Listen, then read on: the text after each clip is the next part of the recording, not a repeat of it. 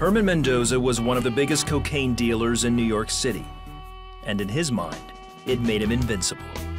Because I felt that since I had all this money and I had this power, I felt that nothing can touch me. One of 5 boys, Herman grew up in Queens. The streets were his playground and his influence. I wanted for people to look at me and say, he's a tough guy, you know, we can look up to him. At 14, he was a no-name corner drug dealer. In a few years, he started moving huge amounts of cocaine and had people working for him. By now, Herman was married. His wife, Alexandra, says it's not what she signed up for. I'd rather be poor and be at peace and happy than having you go out there and make all this money and we're not at peace. But Herman's reputation was growing, and he wasn't going to stop now. In fact, he went into business with his brother Eddie, and they soon rose to the top. Even that wasn't enough. And so here we are in this lifestyle. I was spending about $20,000 a day drinking, partying, going to different mansions of different celebrities. And so I was just living a crazy lifestyle, but it was always a void within me. You know, it was nothing that was satisfying me. He and Alexandra now had 2 children. The lifestyle was lavish, but the stakes were higher. And Alexandra feared for their lives. I remember always living in fear.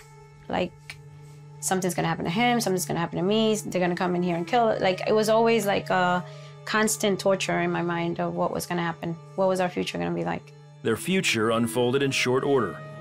Herman and Eddie were busted and facing 20 to life in prison. Herman made bail. Eddie didn't. 6 months later, Herman jumped bail. The ordeal I was dealing with, now I'm facing life in prison, and I was just trying to, in my mind racing, saying, what am I gonna do?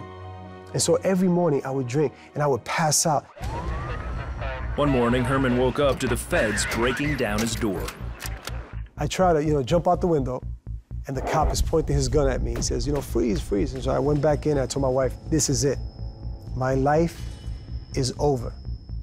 I said, open that door, and I'm gonna surrender. Herman was looking at 18 years to life. And I was at the breaking point. I was like, I've tried all other recourse. My mind was racing, and I was thinking, what am I doing here? Why did I sell drugs in the first place? And I started to cry. As he awaited sentencing, Herman was transferred to a prison where he met a Christian. It was his brother, Eddie. It had been over a year since they saw each other.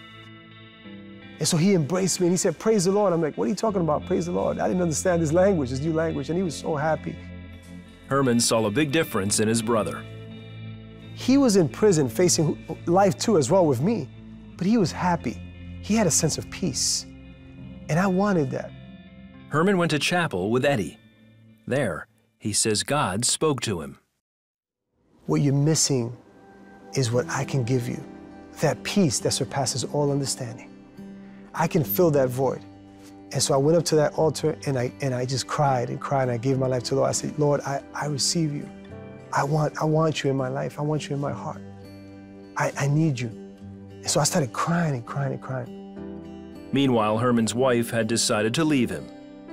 But when she went to tell him, she saw something about him had changed. Because it was, who are you? Like, I really didn't know who he was, because it was like a shock to me.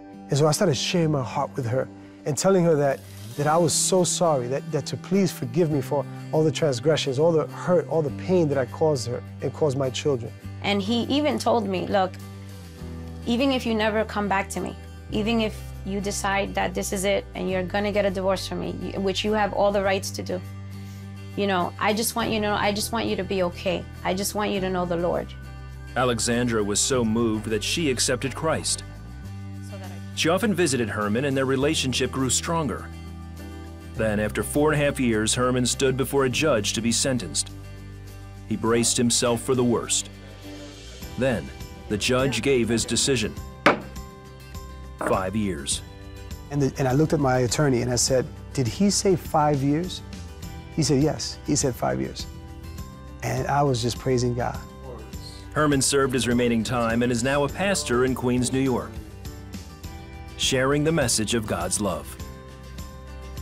And so that day when I received Christ He became the Lord of my life. That day, I was born again, and this new life transformed me.